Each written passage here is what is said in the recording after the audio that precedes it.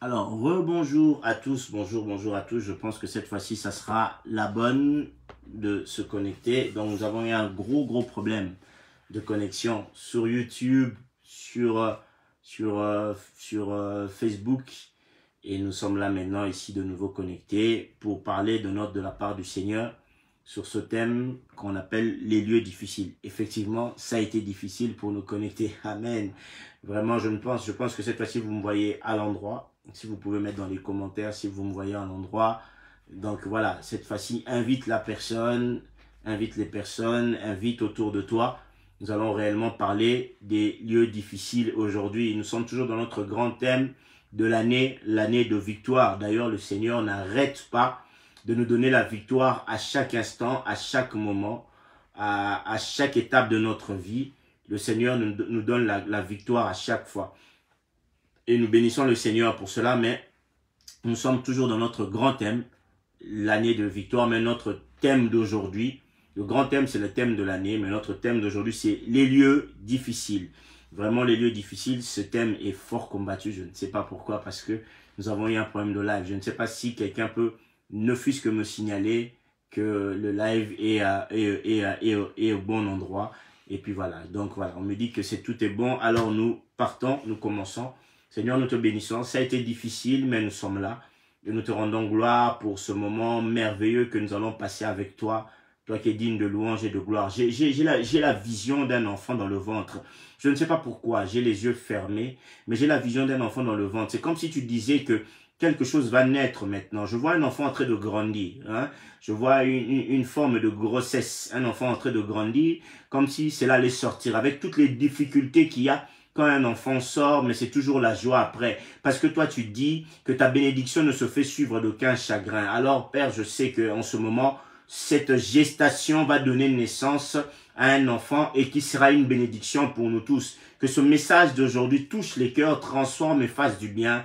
Nous avons ainsi prié au nom de celui qui est mort à la croix de Golgotha. Parce que toi, tu veux que ce message soit entendu, mais l'adversaire ne veut pas que ce message soit entendu, mais il sera quand même entendu. Et des milliers de personnes auront la vie sauve au travers de ce message. J'ai ainsi prié au nom de Jésus-Christ qui a accepté les clous, la couronne d'épines, les crachats pour nous. En son nom, j'ai ainsi prié et je dis Amen, Amen, Amen, Amen, Amen, Amen. Alors nous sommes là, nous parlons de lieux difficiles, les lieux difficiles, les lieux difficiles. Notre thème aujourd'hui, c'est les lieux difficiles. Alors nous allons prendre Genèse 26, 12 à 33. J'ai mis 12 à 33, mais nous allons sauter des étapes. Hein. Nous n'allons pas tout lire, mais de 12 à 33. Je prends la Bible dans cette version de Nouvelle Jérusalem, de la nouvelle version.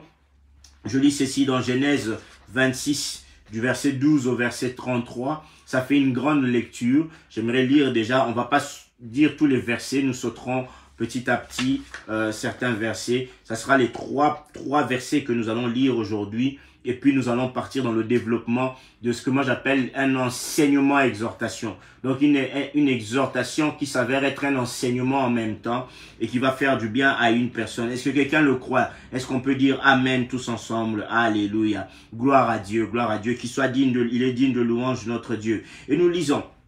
Au verset 12 de Genèse 26, on nous dit ceci.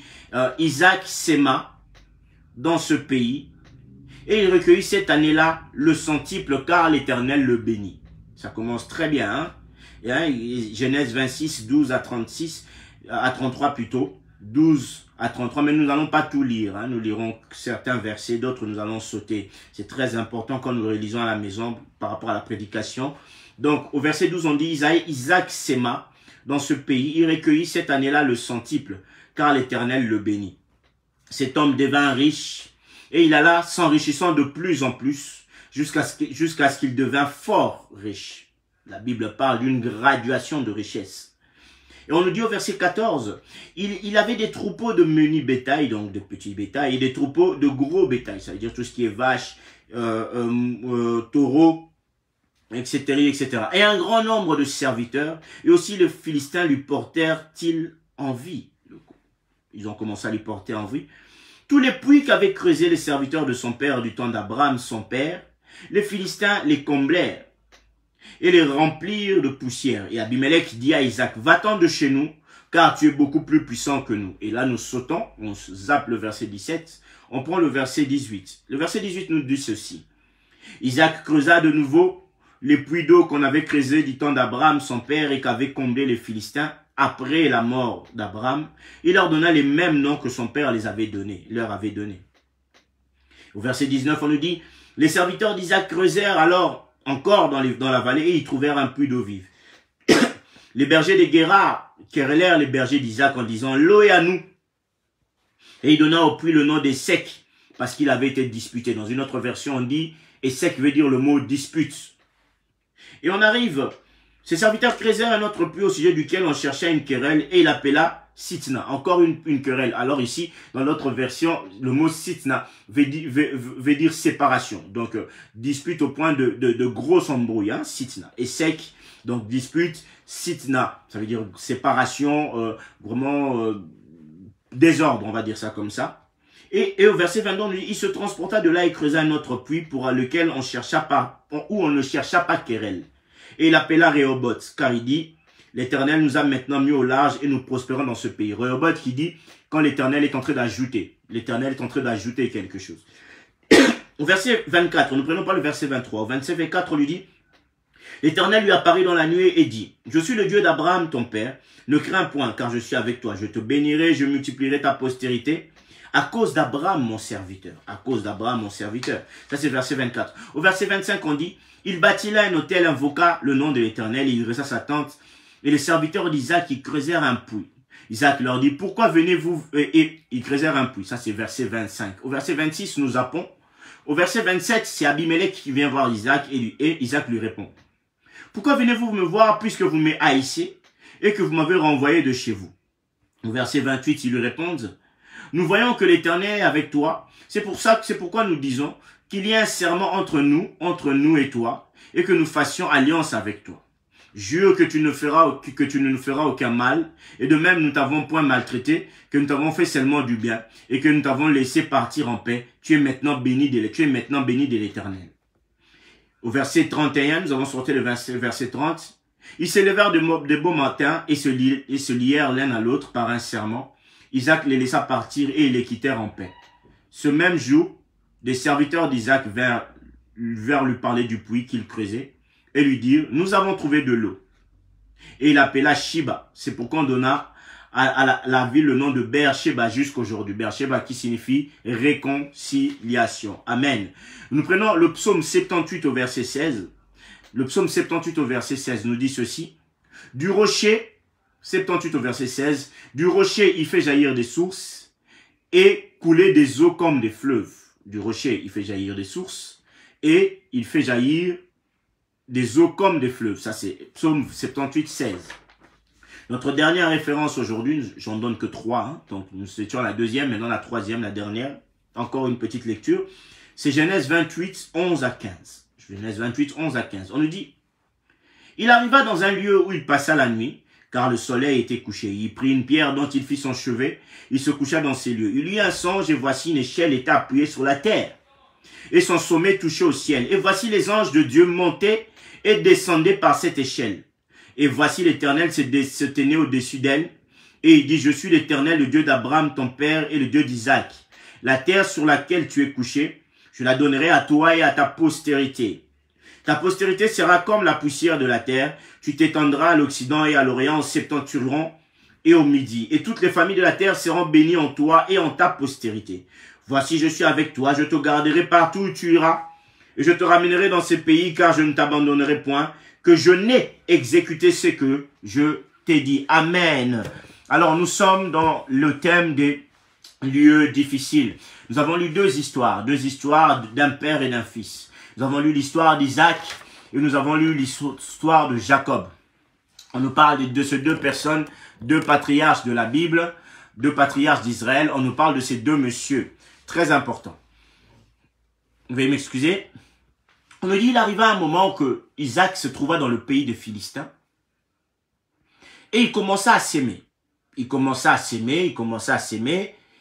Et pendant les récoltes, il devenait de plus en plus riche. La Bible dit même au centuple. donc multiplié par 100 de sa richesse. L'Éternel ne faisait que le bénir. On dit, il devient riche, puis encore très riche, et puis il devient fort riche, au point que on ne pouvait plus quantifier la richesse d'Isaac. Il était devenu très très riche. Il avait des troupeaux, des menus, il avait tout ce qu'il faut. Et cela a attisé la haine des personnes du pays même. Les Philistins ont commencé à avoir de la haine envers Isaac. Ils ont tout fait pour chasser Isaac. Pour chasser Isaac. J'aimerais rassurer une personne. Tout ce que vous faites avec le Seigneur va toujours dans un principe. Quand vous bâtissez avec lui, quand vous vous appuyez sur lui, le Seigneur fait toujours selon sa promesse et le Seigneur multiplie. Les multiplications de Dieu ne sont pas toujours matérielles, mais les multiplications de Dieu sont palpables et visibles. Ça veut dire que quand une personne est accrochée à Dieu, il y a des multiplications qui se feront dans sa vie que les gens ne pourront pas rater. Il peut avoir une onction particulière qui va se multiplier. Il peut avoir des dons particuliers qui vont se multiplier.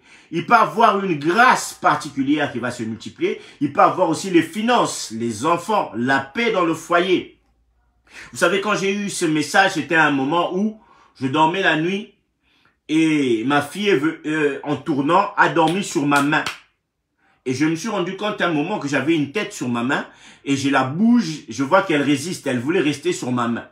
Et le Seigneur me dit, il en est de même d'une personne qui dort ou qui a mis sa tête sur les promesses que moi je lui ai faites. Une personne dont la tête est sur les promesses que je lui ai faites. Une personne qui est assise en moi. Une personne dont l'Éternel est le rocher fondateur de ce qu'il prévoit de faire. Une personne qui a l'Éternel comme étant la base, le fondement. La Bible dit, la pierre qu'ont rejeté les bâtisseurs, c'est celle qui est devenue la principale de l'angle. Isaac marchait avec la bénédiction de Dieu. On voit ici l'histoire de Jacob, que Jacob entrait de fuir, Jacob entrait de partir, mais il voit la vision de l'échelle, pas en dormant, alléluia, pas en dormant sur un coussin, mais il voit la vision de l'échelle en dormant sur un rocher, sur une pierre. Tout homme qui dort sur un rocher le matin se réveille avec un torticolis, se réveille avec des maux de tête, parce que le rocher est dur, il est compliqué de dormir sur un lieu, sur un rocher. Comme il est difficile de s'aimer sur un rocher, comme il est difficile de récolter là où il y a des pierres, comme il est difficile de prospérer là où l'environnement t'en empêche, comme il est difficile d'aller de l'avant dans un endroit où les gens te détestent, comme il est difficile d'obtenir quelque chose là où personne ne t'imagine que tu peux être là. Est-ce que je parle à quelqu'un? Nous sommes dans une année de victoire. Quand on parle de victoire, ça veut dire que quelque part, il y a eu un combat. Il y a eu une difficulté qui s'est présentée. Alors, en ce moment-là, après avoir remporté la victoire, et on dit qu'il y a eu combat, il y a eu une victoire. J'aimerais rassurer une personne. On nous dit, Isaac s'aima dans ce pays. Dans quel pays? Dans les pays de Philistins. Ce n'était même pas son pays à lui. C'était le pays des Philistins. Ce pays ne lui appartenait pas encore. C'était le pays de Philistins. Mais on nous dit, il s'aima dans le pays des Philistins. Il devint riche, très riche et fort riche. J'aimerais parler à une personne aujourd'hui qui aimerait être rassurée. J'aimerais rassurer une personne. De la même manière que ma fille dormait sur ma main en étant rassurée que je dors sur papa. J'aimerais rassurer une personne. Que toute personne qui son espoir est basé en Dieu, sur l'Éternel des armées. Toute personne qui dort sur la pierre qu'est Jésus-Christ. Toute personne qui a l'assurance en Dieu ne peut que prospérer, même si les lieux où se trouve sont des lieux difficiles. Alléluia. Cette personne ne peut que prospérer, même si les lieux où il se trouve sont des lieux qui ne le permettent pas d'avancer. J'aimerais dire à quelqu'un, Moïse se trouvant dans le désert, Israël lui demande de l'eau. Moïse aurait pu demander qu'on creuse des puits. Moïse aurait pu demander à Dieu de faire tomber la pluie. Mais on nous dit, Dieu a dit à Moïse d'aller parler au rocher. Ça veut dire que le rocher n'était même pas le lieu propice pour que l'eau sorte. Mais Dieu a dit d'aller parler au rocher parce que c'est de là où Dieu voulait tirer de l'eau. J'aimerais dire, Dieu peut t'envoyer dans certains endroits que toi tu penses que c'est difficile. Dieu peut t'emmener dans certains lieux que toi tu vois que c'est difficile. Mais c'est dans ces lieux-là que Dieu a décidé de manifester sa gloire au travers de toi. On nous dit que Jacob dormait sur un rocher. Alléluia.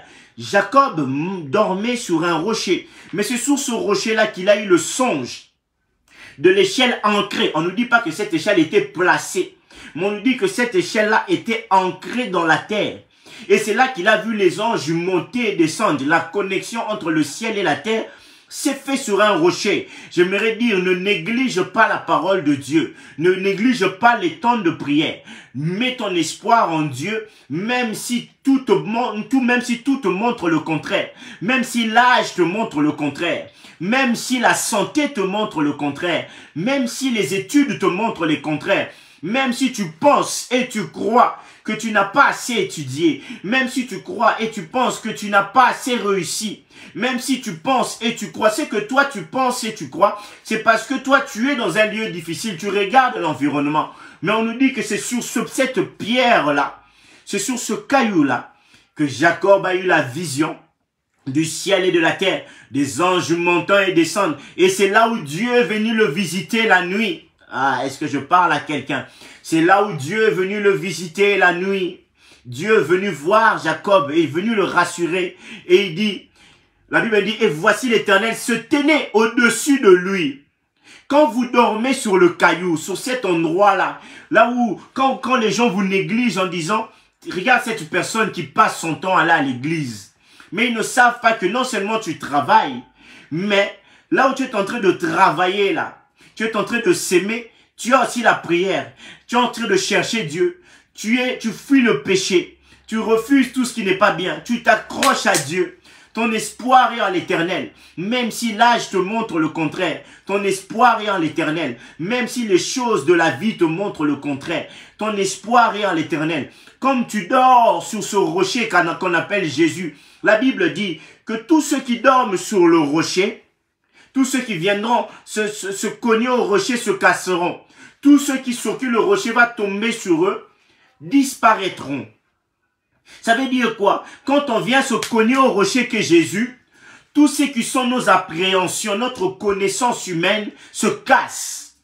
Et quand Jésus vient écraser les choses dans notre vie, il écrase notre incompétence. Il écrase notre incrédulité. Il écrase notre manque de foi et notre peur. Il vient écraser tout cela pour donner quelque chose de beau. Je suis en train de dire une chose. Il est temps que les statues tombent en nous. Ah, la vision de Daniel où il parle des statues n'est pas seulement prophétique pour le temps, mais c'est aussi l'image d'une personne. Là où toi tu es peut-être cette statue avec la tête d'or, avec les pieds d'argile et d'argent, avec tous ces matériaux. Tu es peut-être cette statue-là. Tu as une connaissance de Dieu, tu as une connaissance de toi-même, tu as une connaissance de la vie, tu as une connaissance tu as des diplômes, tu te réfères à ce que tu vois, tu te dis c'est impossible. Mais moi j'aimerais qu'une pierre sorte, comme Daniel dans son rêve, il a dit, une pierre est sortie de la montagne, et est venue à rouler, a fait tomber la statue. Et cette pierre-là, elle-même est devenue une montagne. J'aimerais que la parole de Dieu aujourd'hui sorte comme cette pierre et vienne faire rouler, faire tomber la montagne, faire tomber la statue plutôt, et que la parole de Dieu grandisse tellement en vous comme une montagne, au point que vous n'aurez plus peur. Que cette statue qui est là, que vous regardez, cette stature de vous-même, cette image de vous-même que vous avez, de cette tête d'or, de ces alliages d'airain, de cuivre, oh moi je suis comme ça, oh moi j'ai ceci, oh moi c'est cette image que vous avez de vous. Je prie que la parole de Dieu aujourd'hui vienne faire tomber cette image que vous avez de vous-même, cette pensée que vous avez de vous-même, que à la place la parole de Dieu puisse tellement germer, grandir en vous, au point que vous ne regarderez plus que Dieu. Est-ce que je parle à une personne? On nous dit ceci. C'est pendant que Jacob voyait ce rêve que Dieu était venu au-dessus de lui. Je prie aujourd'hui que Dieu vienne au-dessus de toi. Est-ce que quelqu'un qui m'écoute aujourd'hui peut dire, je prie que Dieu vienne au-dessus de moi? On me dit quand Dieu est venu au-dessus de lui et Dieu a commencé à parler. D'abord, il a vu les anges monter et descendre. Mais après, il voit que Dieu se tenait au-dessus de lui. Et là, Dieu commence à faire la promesse. J'aimerais dire à quelqu'un, si votre tête est couchée sur Jésus, Dieu viendra vous parler, il viendra vous visiter et il vous donnera les promesses. Et vous allez prospérer même dans les lieux difficiles. Alléluia. Même dans les lieux difficiles, vous allez prospérer. Même dans les lieux difficiles, vous allez avancer. On nous dit que Isaac, ce jour-là, il récolta et il devint fort riche. Il s'est acquis des bétails, des menus bétails, des gros bétails, des serviteurs et des servantes. On lui a porté jalousie. Comme les lieux difficiles, va même avec des gens difficiles, avec des adversaires difficiles. Les lieux difficiles, ce n'est pas simplement le manque de récolte. C'est aussi des gens difficiles, c'est aussi des adversaires en face de vous. Quand les gens verront qu'il y a une multiplication de grâce envers vous, il y a des personnes qui vont commencer à vous détester sans raison. Sans raison, ils vont commencer à vous détester. On nous dit, les gens vont commencer à vous haïr sans raison. On a dit, les Philistins suppliaient Isaac, on dit, va loin de nous parce que tu commences à devenir très puissant. Trop puissant pour nous. Ah, je prie que un jour on puisse te regarder comme étant trop puissant, comme étant une menace. Ça va arriver parce que dans les lieux difficiles, comme c'est une année de victoire, s'il faut gagner un combat, s'il faut acheter une maison, il faut économiser, il faut mettre de côté. S'il faut réussir dans les études, il faut étudier. Tout est une chose, est une question de sacrifice, c'est une question de combat. C'est une question de résistance, d'aller jusqu'au bout du projet. Est-ce que je parle à une personne aujourd'hui? Alléluia. J'aimerais simplement dire que là, Isaac s'est retrouvé devant une résistance. On lui a dit, va loin de nous. Mais Isaac part. Ah, Isaac part loin de là. Il est là en train de partir. On nous dit, même les puits que son père Abraham avait creusés ont été comblés. Ça veut dire que même les choses que tu as eues en héritage de biens, le diable vient même combattre ces bonnes choses-là. Même l'héritage bénéfique que tu as eu, le diable commence même à venir combattre l'héritage bénéfique que tu possèdes. Même les connaissances que tu as, même les capacités que tu as, le diable commence même à venir combattre cela. On nous dit, c'est qu'il avait reçu un héritage d'Abraham, commence même à être combattu. On a comblé ça depuis. J'aimerais dire à quelqu'un, qu'est-ce qu'Isaac a fait? La première des choses qu'il a fait, c'est qu'il a déblayé les puits qui avaient été comblés. Ça veut dire que ce qui est bien chez toi, là où le diable a combattu, commence d'abord à ressortir ce qui est bon en toi. Commence à ressortir tes acquis.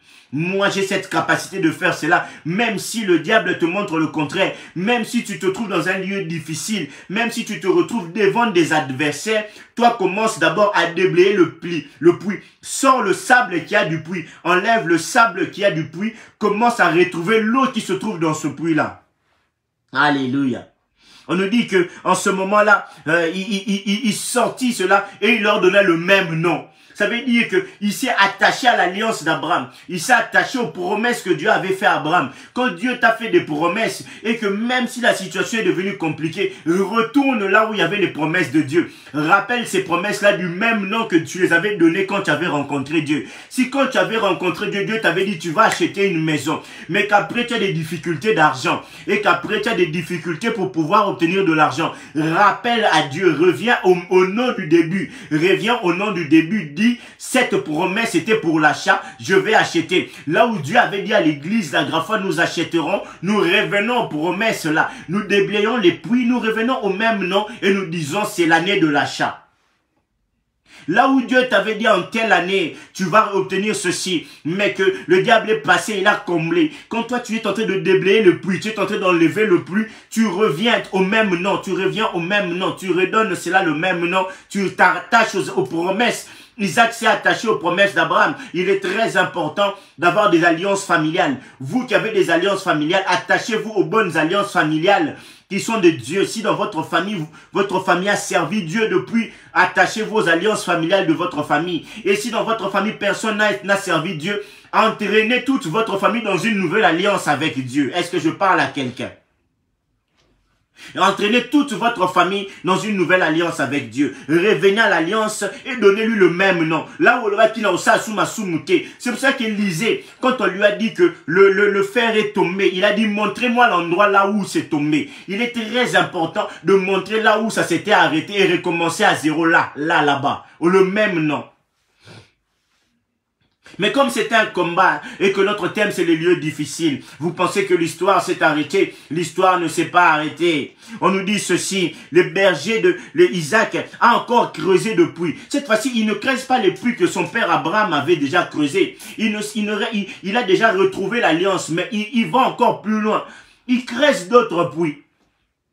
J'aimerais dire à quelqu'un, creuse d'autres puits. Mais quand tu vas creuser d'autres puits là, il s'avère que les guerriers, les bergers de Guérard, comme c'était leur terre, comme toi tu es censé prospérer, la Bible dit partout où tu fouleras la plante de tes pieds, te sera donné. Tu prospères. Mais les gens autour de toi, le système belge, la Belgique, les impôts en Belgique, ceci, cela ne veulent pas que tu prospères.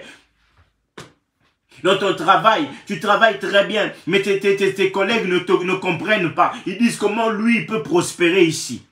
On nous dit qu'Isaac a fait des puits encore. Mais comme c'est des lieux difficiles, comme c'est des adversaires, aïe, en face de lui, ils ont dit à Isaac, ceci c'est pour nous. Ils ont pris le travail. Isaac a creusé, mais c'est eux qui ont récolté. On nous dit, on appelait cet endroit-là Essek, parce qu'il y avait une querelle. Oui, tu as déposé un CV. Tu as peut-être commencé un travail, ou peut-être ceci, les réponses négatives, c'est Essek. Ça veut dire qu'en ce moment-là, tu es encore à Essek, il y a dispute, on a récupéré ce que tu as fait. Dans un endroit, tu avais fait un projet, tu t'attendais à recevoir les lauriers, mais on ne t'a pas calculé. Tu travailles, mais on ne te donne pas les honneurs, ce n'est pas grave, c'est Essek. Tu creuses un puits, mais ce n'est pas toi qui en bénéficie, ce n'est pas grave, c'est Essek. C'est les lieux difficiles, les adversaires sont en face. Tu pries pour une personne, mais il va témoigner dans une autre église. Ce n'est pas grave, c'est Essek. Est-ce que vous me suivez? Alléluia. Tu te maries, mais ça ne fonctionne pas. Tu te maries avec ta femme, tout avec ton mari, ou tu as tes enfants, mais tu remarques que les combats, c'est encore Essek, ce n'est pas un souci. On nous dit, mais est-ce qu'Isaac s'est arrêté? Non, Isaac il ne s'est pas arrêté. On dit, il a perdu le premier puits, mais il est parti encore puiser d'autres puits. Je prie qu'une personne ne s'arrête pas ici. Même si tu as perdu, même si tu as envoyé un CV la première fois, on t'a dit non, même si tu as essayé d'acheter, tu n'as pas réussi, même si ton péché là, tu n'abandonnes pas, tu n'arrives pas à abandonner, tu as jeûné 10 jours, 40 jours, 30 jours, mais tu n'abandonnes pas, tu n'as toujours pas ce péché, tu continues dedans, ah c'est sec, mais va maintenant encore creuser. On a dit qu'Isaac il ne s'est pas arrêté là, il est parti encore creuser. Oui, nous avons donné une cotisation. On avait donné 30 000. On n'a pas réussi à acheter la parcelle. Ça, c'était sec. Nous avons creusé des puits, mais c'est d'autres personnes qui ont bu de l'eau. Ça, c'était sec. Ce n'est pas un problème. Il y a eu la querelle, c'était sec. Mais maintenant, nous allons encore creuser. Nous allons encore donner. Nous allons encore avancer. Nous allons encore progresser. Ça veut dire que quand tu as la promesse de Dieu, quand tu es assis sur la promesse de Dieu, j'ai même envie de parler en langue. Quand tu es assis sur la promesse de Dieu, je sens même dans les maisons, les gens sont en train de... Ça bouillonne, il y a des personnes qui montent même déjà en langue. Quand tu es assis sur les promesses de Dieu, tu ne t'arrêtes pas à sec. Non, non, non. Tu vas encore puiser, tu vas encore creuser depuis. On nous dit, il y a un autre puits qui est creusé. Il y a un autre puits qui est creusé. On nous dit, quand il a creusé un autre puits, on est encore venu lui chercher querelle. La première fois, on s'est disputé sur nous, mais cette fois-ci, on est vraiment allé chercher querelle, au point qu'il y a eu la bagarre. Isaac dit, cette fois-ci, on va l'appeler Sitna. Après sec, tu te dis, cette fois-ci, je vais gagner. Tu fais encore ton travail, tu puises encore, tu envoies encore un CV, tu recommences encore une cotisation, tu recommences encore à mettre de côté, tu recommences encore à étudier, tu recommences encore à chercher, tu recommences encore. Les fiançailles, ça n'a pas été. Le fiancé est parti. Tu te dis, bon, je recommence encore. Oui, mais cette fois-ci encore, patatras, autre chose. Tu vas chez le médecin pour essayer d'avoir des enfants. On fait ceci, on fait cela, ça ne fonctionne pas. Et c'est que ça n'a pas fonctionné. Tu arrives à Sitna, ça ne fonctionne toujours pas. Les lieux difficiles, parce que le système ici est un lieu difficile, parce que le diable, la Bible dit, le monde entier est sous l'emprise du diable. Étant donné que c'est sous son emprise, il a fait du monde entier des lieux difficiles pour les enfants de Dieu. Mais quand on est un enfant de Dieu, on ne s'arrête pas à Sitna. On ne s'arrête pas à Essek. On ne s'arrête pas à Sitna. On va plus loin. Même quand on nous querelle. On nous dit, Isaac se transporta de là. Ça veut dire qu'il a encore fait autre chose. Il a quitté Guérar. Il est parti ailleurs. Et donc, chez les Philistins, on l'a chassé. Il va à Guérar. Ça ne fonctionne pas. Il va là à Sitna, ça ne fonctionne pas. Il dit, il se transporta encore de là, il allait ailleurs. C'est dit, si un système, si une manière n'a pas fonctionné, ouvre encore une autre porte, cherche un autre moyen. Dieu sera, la promesse de Dieu finira par se réaliser. C'est pour cela que j'ai terminé Genèse 28 au verset 15 par ceci, où Dieu dit, voici, je suis avec toi et je te garderai partout où tu iras. Et je te garderai partout où tu iras. Partout où tu iras, Dieu te gardera. Même si tu as l'impression qu'on t'a querellé, Dieu n'a pas permis que tu meurs là. Même si ça n'a pas marché, Dieu n'a pas permis que tu meurs. Il était là, il t'a protégé parce qu'il sait qu'il doit te conduire quelque part. Et il dit, je ne t'abandonnerai point que je n'ai exécuté. Que Dieu a exécuté tout ce qu'il a promis de faire. Il a dit tout ce que j'ai dit, je vais les exécuter. Ah, est-ce qu'il y a quelqu'un qui m'écoute aujourd'hui? Je comprends pourquoi cette prédication était tellement menacée par le monde des ténèbres. Parce que c'est une révolution même pour moi-même. Dieu dit, je ne t'abandonnerai pas jusqu'à ce que je n'ai exécuté ce que j'ai dit. Donc, Tinzam Aroko, lobby. Pour le moment, mon slogan de ces derniers jours, c'est Dieu termine toujours bien. Nzambasil Sarakaka bien. Dieu termine toujours bien. Ça veut dire Dieu peut te conduire partout. Mais Dieu termine toujours bien. Tant qu'il n'a pas exécuté le plan qu'il a pour toi, Dieu dit, je ne t'abandonnerai point. C'est pour ça que Isaac, sachant cela, comme il avait la conviction d'avoir Dieu, comme il était assis sur la parole de Dieu, les promesses de Dieu, comme l'Éternel l'avait visité, comme il était sûr d'avoir Dieu, il dit, si chez les Philistins on m'a chassé, si à Guérar ça n'a pas fonctionné, si à Essek j'ai eu des problèmes, si à Sitna j'ai eu des problèmes, je peux encore creuser un puits. Je vais inviter une personne à encore creuser un puits, à encore envoyer un CV, à encore mettre l'argent de côté, à encore cotiser. Même si ça ne fonctionne pas dans ton église, je te dis de continuer d'aller au culte, de continuer à aimer Dieu. Un jour Dieu te bénira. Oui, si ça ne fonctionne pas, reste là où Dieu a dit que tu dois rester. Si ça ne fonctionne pas, trouve une autre stratégie pour ton église, trouve une autre stratégie pour ta famille, trouve une autre stratégie pour ton travail. Si dans les sexes ça n'a pas marché, Sitna ça n'a pas marché, Dieu n'a pas fini avec toi. Il dit jusqu'à ce que je n'ai exécuté, jusqu'à ce que Dieu exécute, que Dieu fasse ce qu'il a promis de faire. Alléluia.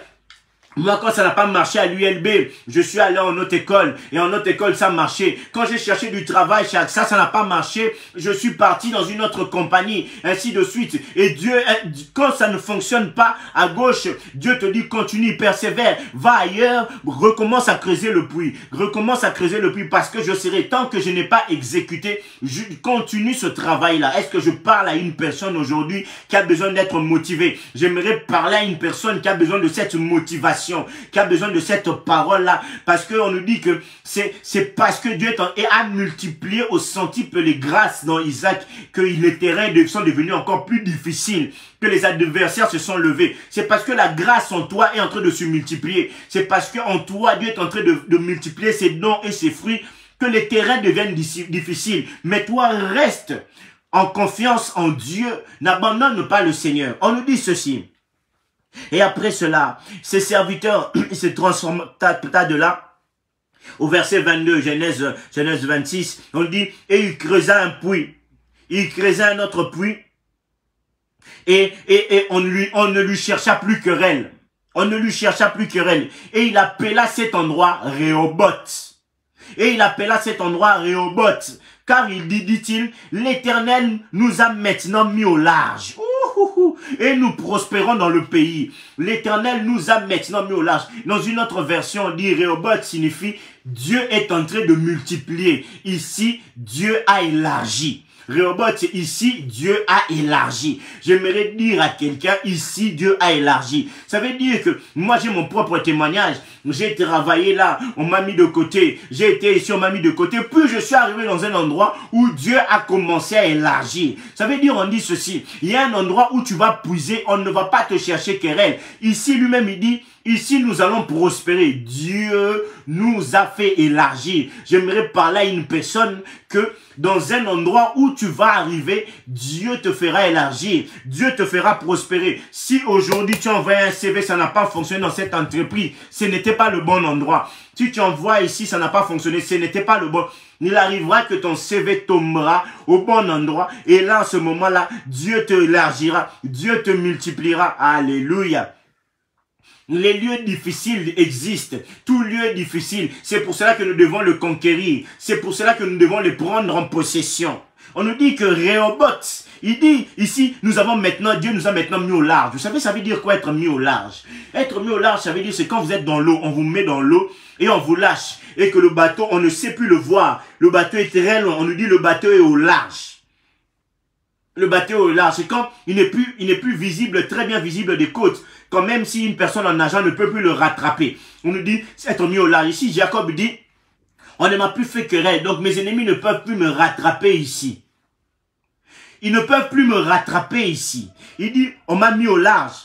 On ne peut plus me rattraper. Et ici, et nous prospérerons dans ce pays. Nous prospérerons dans ce pays. Et il prophétise, il dit, ici, nous allons prospérer. C'est le bon endroit. J'aimerais dire à une personne, là où tu te trouves maintenant, toi qui cherches même des enfants, tu as cherché une fois, deux fois, trois fois, mais quand le temps de Dieu aura sonné, quand Rehoboth va commencer à élargir, quand Rehoboth, Dieu va commencer à te mettre au large, quand Dieu va commencer à te donner satisfaction, là tu vas commencer à prospérer.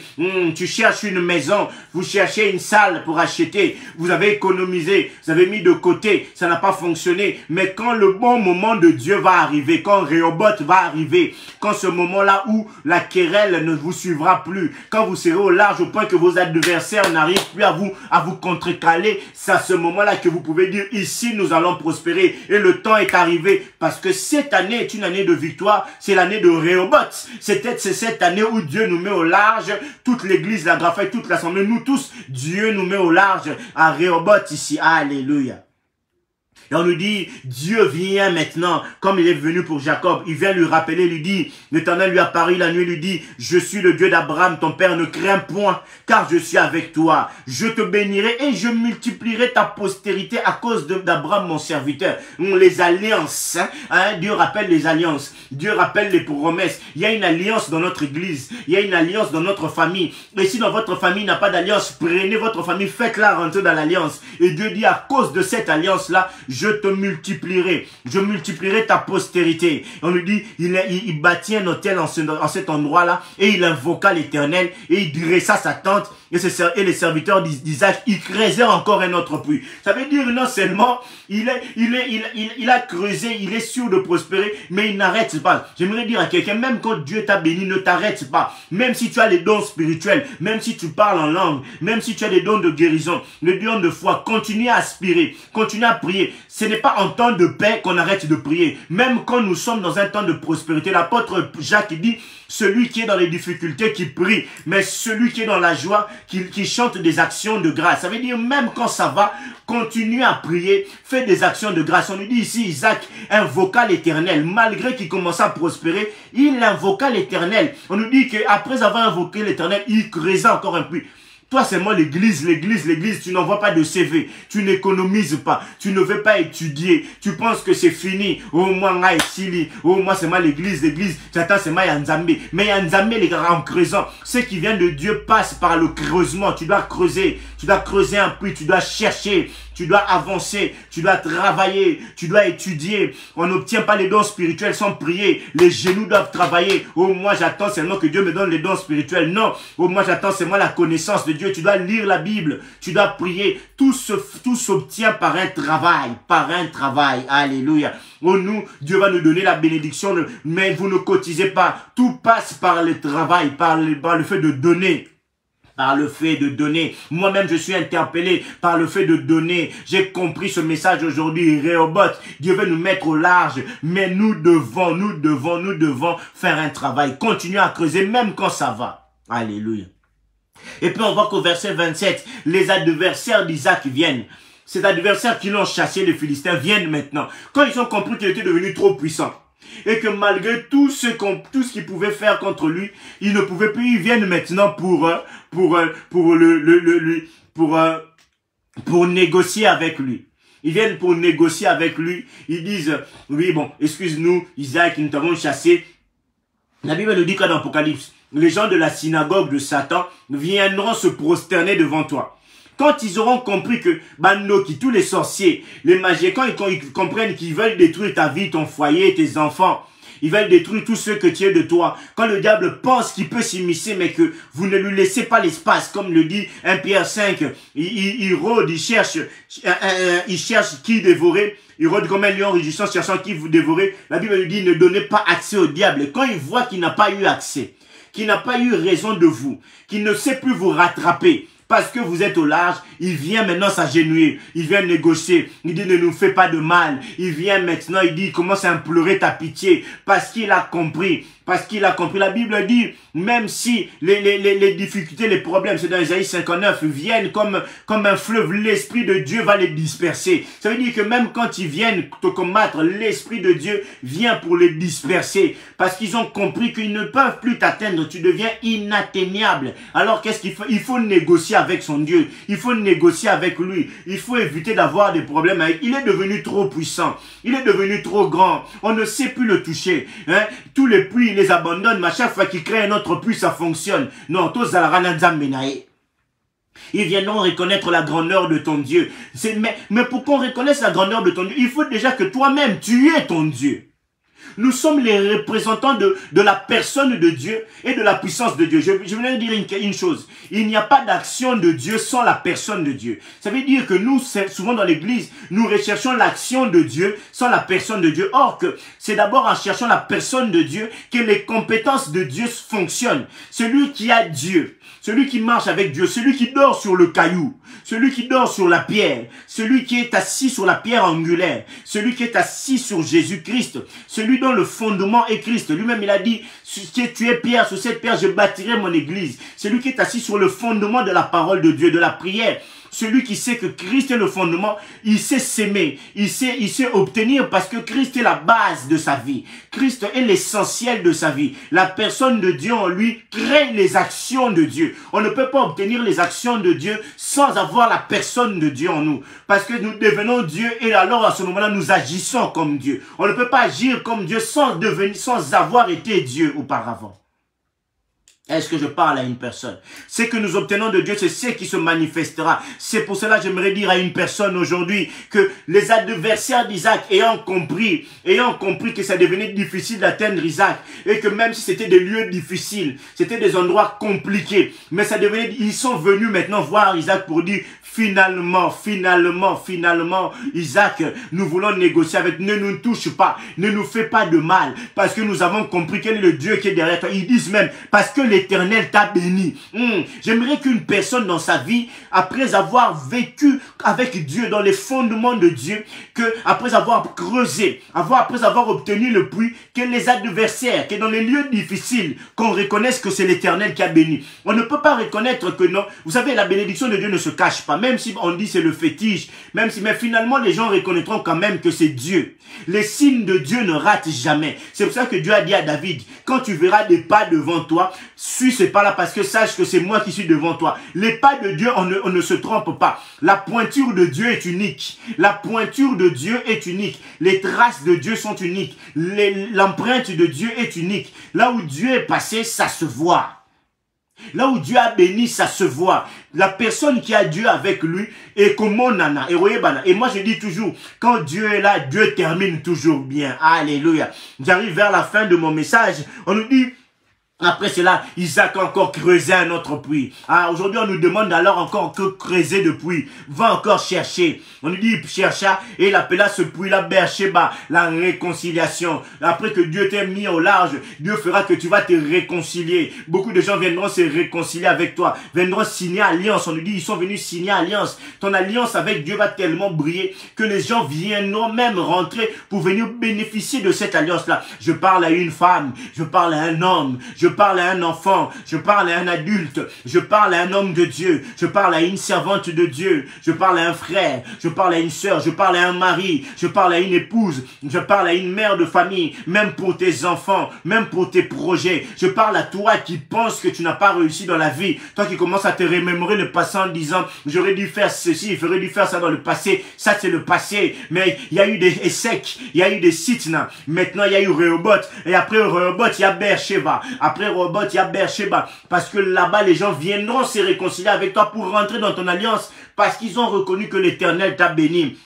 Et je termine par le psaume 78, 16, on nous dit, du rocher, il fait jaillir des sources et couler des eaux comme des fleuves. Ça veut dire de cet endroit difficile. C'est pour ça que notre thème, c'est les lieux difficiles. De ce lieu difficile, de ces endroits impossibles, de cette situation où tu ne peux pas croire que où tu ne peux même pas croire où tu ne peux même pas croire que Dieu est capable de sortir quelque chose de là, de cet endroit, de ces lieux difficiles, de ces lieux désertiques.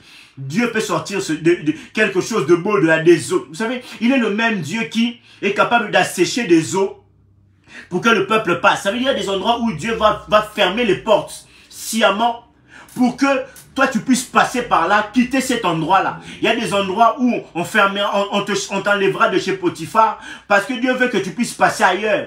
Il y a des endroits où c'est la mer qui sera asséchée pour que tu passes. Il y a des endroits où les fleuves seront asséchés pour que tu passes. Mais il y a des endroits où ça sera désertique, où tu as l'impression que c'est le désert. Il n'y a rien, impossible de s'aimer. Mais c'est là où Dieu va faire sortir des eaux, va faire sortir des fleuves. C'est là où Dieu te dit creuse, creuse. Parce que le territoire où se trouvait Isaac était un lieu hostile, était un lieu difficile. Mais on lui a dit de creuser. Il n'a fait que creuser. À chaque fois qu'il creusait, il obtenait de l'eau. À chaque fois qu'il creusait, il obtenait de l'eau. Au début, ça n'a pas marché. On l'a querellé pour ça, mais à la fin, il a vécu Rehoboth. Et après Rehoboth, c'était Beersheba. J'aimerais dire à quelqu'un, continue à creuser. Attache-toi à Jésus. Comme Jacob, il dormait sur la pierre. Ce n'est pas facile de dormir sur la pierre. Ce n'est pas facile d'être un enfant de Dieu. Dormir sur la pierre, ce n'est pas facile. La tête fait mal, le cou fait mal. Mais on nous dit que quand Jacob s'est réveillé, il a béni cet endroit parce qu'il a compris que c'est là où il avait rencontré Dieu. Là où tu rencontres Dieu n'est peut-être pas le plus beau des endroits. Ton église n'est peut-être pas la plus grande ou la plus belle des églises, mais c'est le rocher. C'est là où tu rencontres Dieu. Et j'aimerais dire, là où tu as rencontré Dieu, bénis cet endroit parce que c'est là où tout commence. Et c'est là où Dieu dira à Jacob, je serai avec toi.